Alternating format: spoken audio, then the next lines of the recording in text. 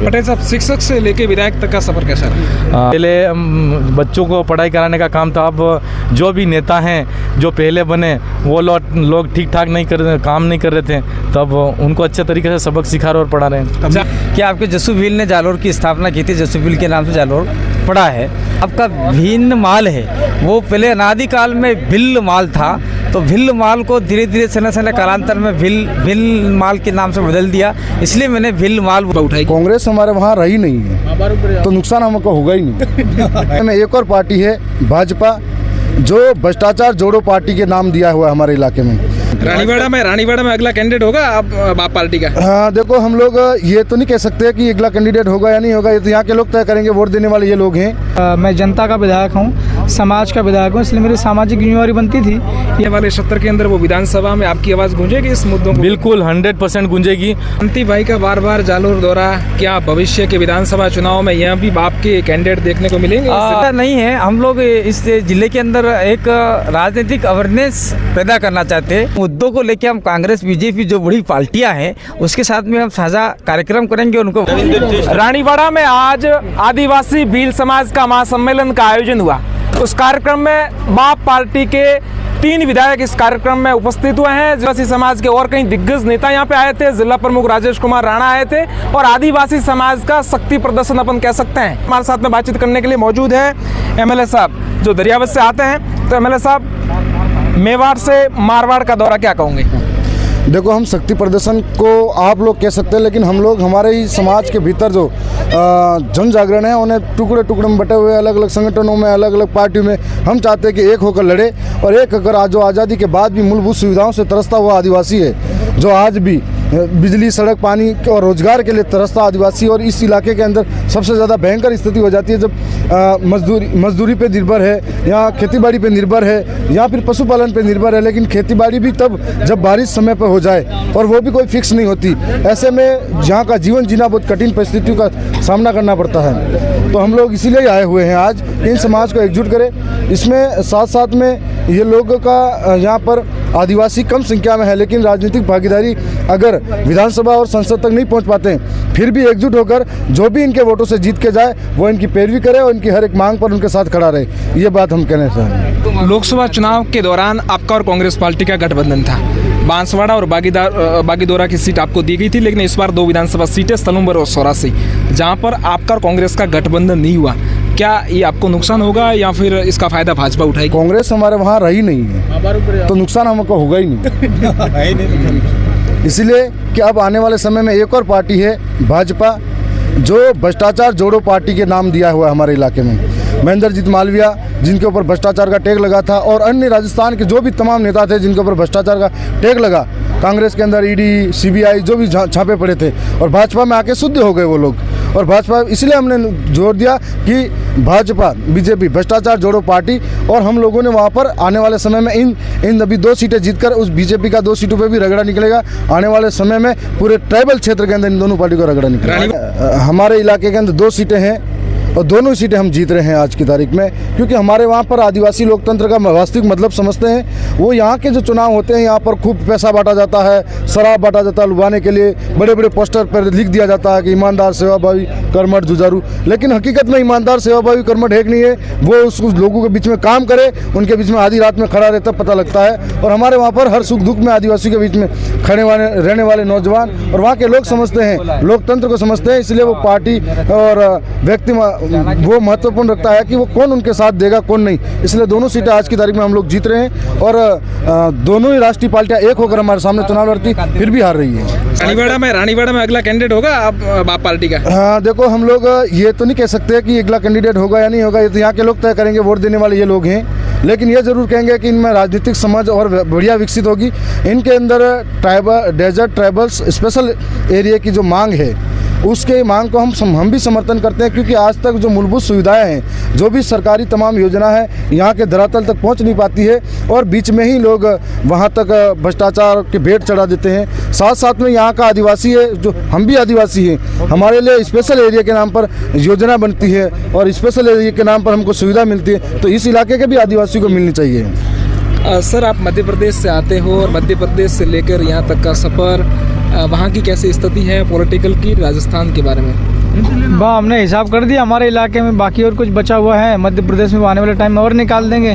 तो दूसरे में बहुत दूर से ऐसा नहीं है, ये हमारा परिवार रहता है यहाँ पे, आदिवासी भील आदिवासी खासकर, और पाकिस्तान की बॉर्डर से लेकर के हमारे इलाके तक जो है भील प्रदेश का ही है। तो ये मेरी नैतिक जिम्मेवारी होने के साथ साथ मैं जनता का विधायक हूँ, समाज का विधायक हूँ, इसलिए मेरी सामाजिक जिम्मेवारी बनती थी। यहाँ आया हूँ, दो बड़ी गंभीर समस्याएं नोट करी हमने। सर, आपके सैलाना विधानसभा से चुनाव थे, उस समय आपकी पोस्टें काफ़ी चर्चित रही सोशल मीडिया पर। आपके लिए प्रत्येक चंदे से आप चुनाव लड़ा, स्कूटर पे आप प्रचार करते थे, क्या कहूँगा? अब ये तो समय के साथ में सब देखना पड़ता है, अगर परेशानी है तो उसका सामना करते हुए आगे निकल जाते हैं, लेकिन रुकते नहीं हैं हम लोग, कितने मुसीबत आ जाए।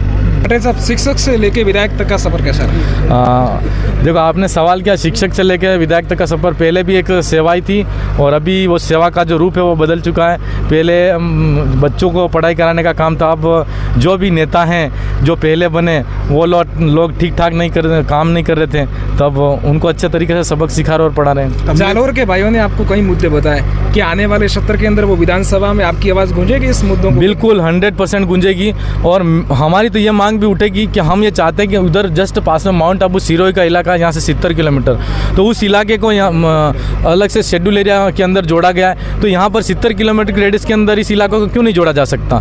जब सरकार 2016 के अंदर भी उन्होंने अपना परिसीमन क्षेत्र बढ़ाया, बार बार जो इलाका का क्षेत्र बढ़ा के विस्तारण कर रही है अनुसूचित क्षेत्र का, हम चाहते हैं कि इस इलाके को भी अनुसूचित क्षेत्र के अंदर जोड़ा जाना चाहिए। हमारे साथ में आदिवासी समाज के नेता हैं कांति भाई। कांति भाई, मेरा एक सवाल है, आपका जब संबोधन था तो आपने पहला एक संबोधन की शुरुआत की थी कि भीनमाल का नाम, और दूसरी बात आपने जालोर की जालोर के बारे में भी आपने इतिहास के बारे में बताया। तो भाई यहाँ किवदंती है और हम लोग इस इलाके में घूमते हैं, जो भील समुदाय के लोग हैं और अन्य समुदाय के लोग हैं, उसमें एक किवदंती के अनुसार बात निकल के आती है कि आपके जस्सू भील ने जालोर की स्थापना की थी, जस्सू भील के नाम से जालोर पड़ा है। तो इसलिए मैंने ये बात रखी थी, क्योंकि कहीं इतिहास में लिखा है बूढ़े बुजुर्ग झूठ नहीं बोलते।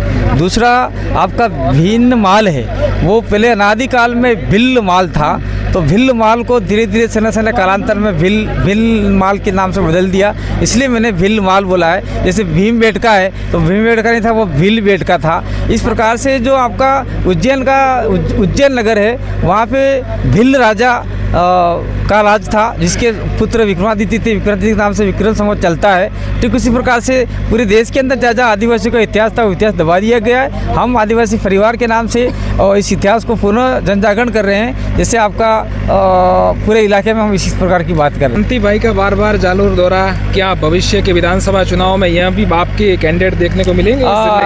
देखिए, ऐसा नहीं है, हम लोग इस जिले के अंदर एक राजनीतिक अवेयरनेस पैदा करना चाहते हैं, राजनीतिक जागरूकता पैदा करना चाहते हैं, सामाजिक सांस्कृतिक जागरूकता पैदा करना चाहते हैं। जिस दिन यहाँ के लोग समझ गए कि भाई भीनमाल और जो 5 विधानसभा सीट है, उसमें अधिकतम सीट में भील और आपका SC OBC माइनॉरिटीज़ कौन सी संख्या में कहाँ पे रहता है, तो वो लोग चाहेंगे तो हम लोग खड़ा कर सकते हैं, लेकिन हमें यहाँ खड़ा करने की ज़रूरत नहीं है। ये लोगों को हम लोग किसी विशेष मुद्दों के मुद्दे बताएंगे, जिसमें ST SC OBC माइनॉरिटी और जनरल वर्ग समाज तमाम लोग वर्ग रहता है, उसमें कोई कंट्रोवर्सी नहीं हो, और यहाँ के मुद्दे जो हैं वो मुद्दों को लेकर हम कांग्रेस BJP जो बड़ी पार्टियाँ हैं उसके साथ में हम साझा कार्यक्रम करेंगे, उनको बताएंगे कि आपके मैनिफेस्टो में यहाँ के मुद्दे लिए जाए रेगिस्तानी इलाके के, तो हमारे लोगों को फ़ायदा होगा, SC के OBC के माइनॉरिटी जनरल लोगों को फ़ायदा होगा। यहाँ जालोर में खाली आदिवासी रहता है ऐसा नहीं है, आपका ये रानीवाड़ा में यहाँ तमाम वर्ग के लोग रहते हैं। जब आपका पानी यहाँ का हमारे माही डैम का पानी है, नर्मदा का पानी है,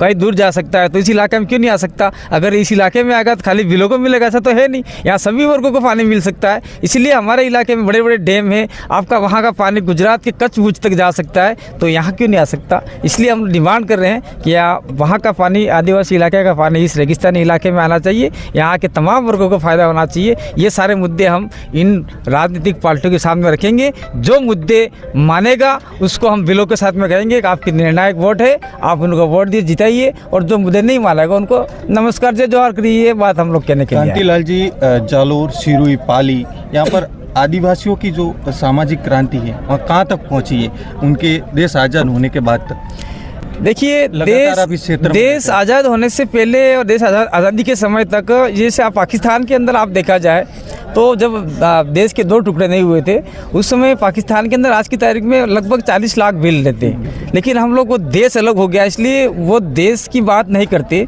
और वहाँ का संस्कृति अलग है, वहाँ के भीलों को पाकिस्तान में क्या माना गया क्या नहीं माना गया वो बात अलग है। लेकिन जो अपना भारत का इलाका है, भारत के इलाके में जो आदिवासी भील समुदाय रहता है वो कहीं न कहीं आज की तारीख में थोड़ा सा आगे बढ़ा है और एजुकेशन के मामले में, शिक्षा के मामले में, स्वास्थ्य के मामले में यहाँ सरकार की सुविधाएं धीरे धीरे पहुँचे, लेकिन पहुँच रही जो आज तक पहुँचनी चाहिए थी मूलभूत सुविधा वो नहीं पहुँची है।